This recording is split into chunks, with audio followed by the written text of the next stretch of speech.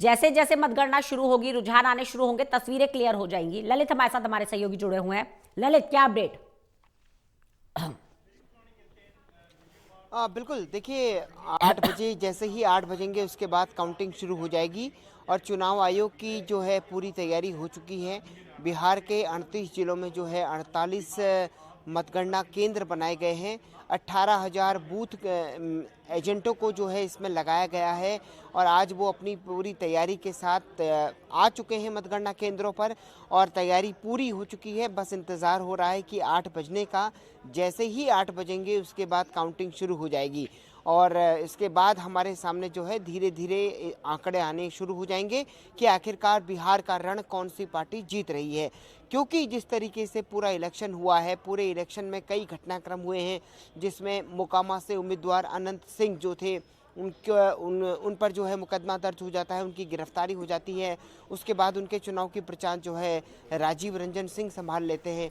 तो कई सारी चीज़ें हमको इस बार देखने को मिली चुनाव में और वो सारी चीज़ें जो है इन सभी के बीच में अब कैसे आज चुनाव में जो मतगणना हुई, ज़बरदस्त तरीके से वोटर टर्नआउट हुआ, तो वो रंजना अपने आप में जो है एक तरीके से अप्रत्याशित है। और चुनाव तो कई होते हैं लेकिन बिहार और उत्तर प्रदेश का चुनाव हमेशा से ही देश की सुर्खियों में रहता है। तो आज अब देखना होगा कि बिहार विधानसभा पर क्या एनडीए की पताका फिर से लहराने में कामयाब होती है या महागठबंधन इस बार जो है अपनी सरकार बनाने में कामयाब होता है। जी, लेकिन देखिए ललित, जो अगर संभावनाओं पे बात कर ले, अगर नीतीश सरकार की वापसी होती है तो ये तो क्लियर हो जाएगा कि बिहार में नीतीश कुमार जैसा कोई चेहरा नहीं। लेकिन अगर महागठबंधन की वापसी हो जाती है, संभावना अगर ऐसी बन जाए कि महागठबंधन की वापसी हो जाए, तो बड़ी चुनौती को तेजस्वी यादव ने पार किया है। क्योंकि जंगल राज के आरोपों के बीच, कुशासन के आरोपों के बीच, कट्टा के आरोपों के बीच अगर नीतीश कुमार सत्ता में आ जाते हैं तो बड़ा खेला होगा बिहार के अंदर।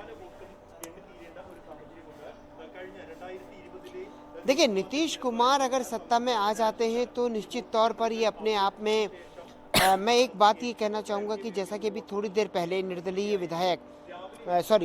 सांसद पप्पू यादव का एक बयान आया है। उन्होंने अपने बयान में कहा है कि बीजेपी झूठ के बिना जो है चुनाव नहीं जीत सकती।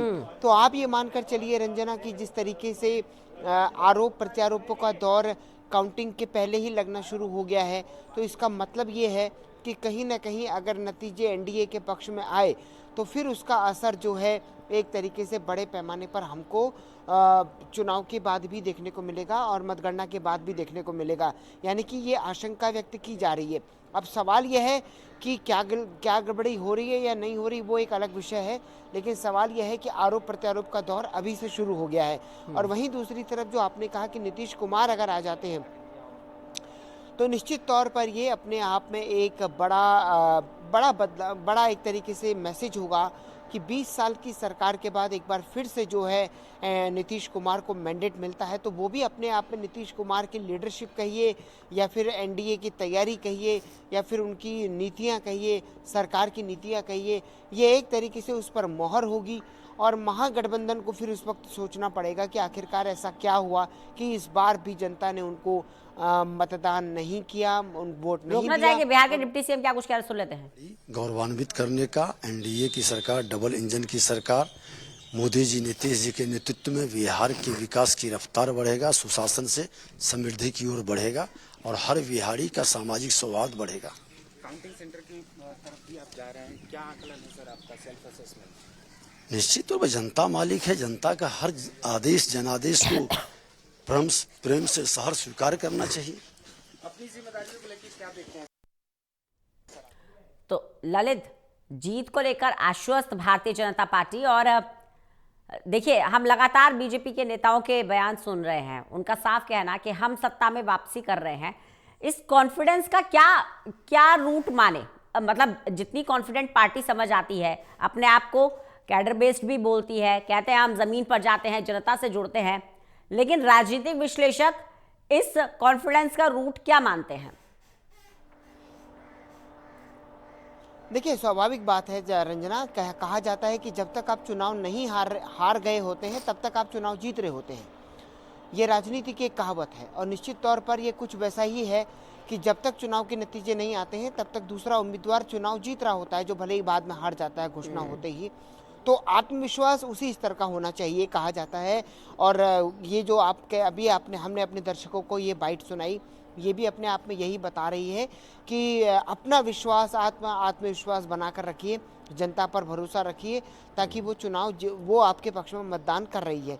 और यही एक आत्मविश्वास जो है कई बार उम्मीदवार को फ़ायदा पहुंचाता है और कई बार उसको हिम्मत देने का काम भी करता है। तो कुल मिलाकर के अगर कहा जाए तो आप ये मानिए कि आज दोनों तरफ से आपको इसी तरह की बाइटें आने वाली हैं कि पूरा विश्वास है, जनता ने हमारे पक्ष में मतदान किया है, 67% वोटर जो टर्नआउट हुआ है वो हमारे ही फेवर में हुआ है। तो वो हर पार्टी जो है उसे अपने फेवर में जोड़कर देख रही है। लेकिन इस बीच में वोट चोरी के आरोपों का क्या?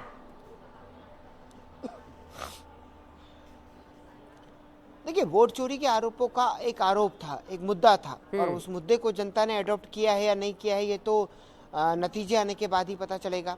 अगर नतीजे महागठबंधन के पक्ष में चले जाते हैं तो ये माना जा सकता है कि वोट चोरी के आरोपों को स्वीकार कर लिया गया है, और अगर ये नतीजे एनडीए के पक्ष में आते हैं तो फिर ये माना जा सकता है कि वोट चोरी के आरोप धराशायी हो गए हैं और उनका कोई वजूद नहीं है।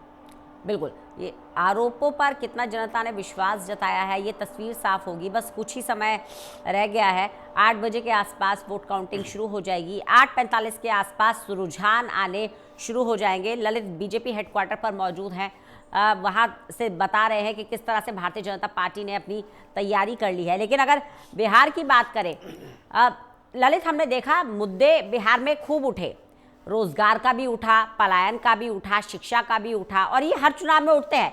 किसी भी राज्य में चुनाव हो, हर चुनाव में उठते हैं, लेकिन सेंटर में नहीं रहते। ये जो आपका प्रचार है किसी भी राजनीतिक दल का, वो फोकस नहीं कर पाता है इन मुद्दों पर, फिर दूसरे मुद्दे आ जाते हैं। चाहे राष्ट्रीय मुद्दों की बात कर ले, चाहे आप बीते मुद्दों की बात कर ले, जो करंट सिचुएशन होती है, जो करंट सिनेरियो होता है, जो एक्चुअली बिहार की जनता की दिक्कत है, उस दिक्कत पर उतनी बात नहीं हुई जितनी होनी चाहिए थी। देखिए, ये पिछले कई चुनावों में हमने देखा है कि ऐसा होता है अक्सर कि पूरा चुनाव जो है दूसरे मुद्दों पर ही भटक जाता है, और ख़ास तौर पर ये उत्तर प्रदेश और बिहार में हमको ज़्यादा देखने को मिलता है कि वहाँ पर ऐसी विषय उठ जाते हैं, ऐसे मामले उठ जाते हैं कि वहाँ पर उनका जनता से कोई सरोकार नहीं होता है। और यहीं अगर देखा जाए तो जो छोटे राज्य हैं जैसे कि दिल्ली है, अगर दिल्ली के चुनाव को देखा जाए तो दिल्ली का चुनाव जो है सरकार की परफॉर्मेंस पर हुआ था।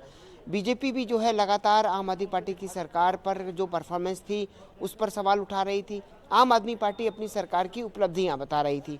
तो कई सारे मुद्दे थे और मुद्दों पर का चुनाव था। लेकिन यूपी और बिहार में अक्सर हमने ऐसा ही देखा है कि वहाँ पर इसी तरीके के वो होते हैं। खुद प्रधानमंत्री नरेंद्र मोदी ने बयान दिया, उसकी विपक्ष जो है आलोचना करता हुआ नजर आया, लेकिन कहीं ना कहीं वो मुद्दा जो है अपने आप में काफ़ी गर्म था कि तेजस्वी यादव को आखिरकार मुख्यमंत्री घोषित करने में इतना समय क्यों लगा, और उसी को लेकर प्रधानमंत्री नरेंद्र मोदी ने जो व्यंग्य किया वो अपने आप में जो है चुनाव में चर्चा का विषय रहा। इसी तरीके से तेजस्वी यादव ने कहा कि वो हर घर में एक सरकारी नौकरी देंगे। इस मुद्दे ने भी काफ़ी चर्चा पकड़ी कि आखिरकार ऐसा कैसे हो सकता है। हालांकि तेजस्वी यादव जो है कई साक्षात्कारों में ये कहते हुए नजर आए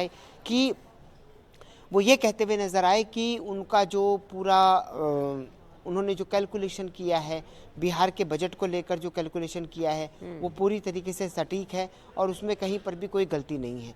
तो कुल मिलाकर दोनों पक्ष जो है ये जो है ये बड़ी विडंबना है ललित, और उस दावे के बीच अब देखना ये होगा, ये बड़ी विडंबना है कि तमाम राजनीतिक दल, कोई एक नहीं, तमाम राजनीतिक दल ये बड़े बड़े दावे कर देते हैं, बड़ी बड़ी बातें कर देते हैं कि हम सरकारी नौकरी भी दे देंगे, हम फ्री राशन भी दे देंगे, हम सबको शिक्षा भी दे देंगे। लेकिन जब बजट की बात करें तब कहते हैं कि बिहार में पैसा नहीं है। किसी भी राज्य की बात कर ले, हमारे पास पैसा नहीं है। तो ऐसा नहीं लगता ये पूरा सिनेरियो ही इसलिए बनाया जाता है ताकि जनता को बरगलाया जा सके?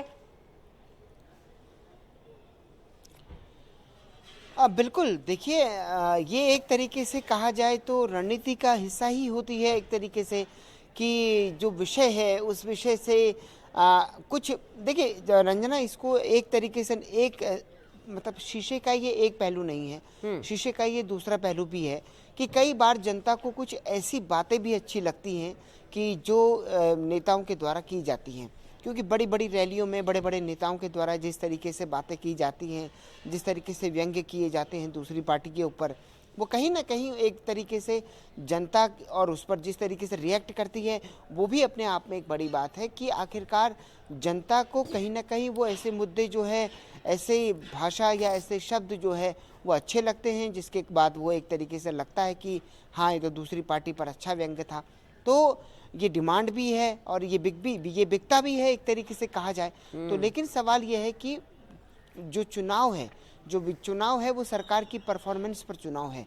वो किसी भी राज्य का चुनाव हो, वो बिहार का चुनाव हो, वो यूपी का चुनाव हो, वो ये बताने का चुनाव है कि सरकार ने पिछले 5 सालों में क्या काम किया। बिल्कुल। और विपक्ष का काम है, जो कि सरकार के विपक्ष में चुनाव लड़ रहा है, उसका काम है कि सरकार की खामियों को जनता तक लेकर जाना और अपना विजन, अपना रोड मैप जनता के सामने देना। तो अब ये इस फॉर्मूले पर तेजस्वी यादव कितना कामयाब हुए, राहुल गांधी कितना कामयाब हुए, या फिर कहा जाए कि नीतीश कुमार कितने कामयाब हुए अपनी सरकार की परफॉर्मेंस को जनता तक पहुंचाने में, और बीजेपी कितना कामयाब हुई, ये जो है एक तरीके से 8 बजे से हमारे सामने इस सवाल का जवाब आने लगेगा। और मुझे लगता है कि 11 से 12 रिएक्शंस आ रहे हैं। रोकना चाहूंगी आपको ललित। देखिए, विजय जुलूस पे पूरी तरह प्रतिबंध है, क्योंकि आदर्श आचार संहिता अभी भी लगी हुई है और पूरे जिले में लोगों का जुटान करना निषेध है। तो ऐसी कोई समस्या नहीं होगी, हमारे पास पर्याप्त बल है और सभी पॉलिटिकल पार्टी के जितने लोग हैं, कैंडिडेट्स हैं, सबको ब्रीफ कर दिया गया है।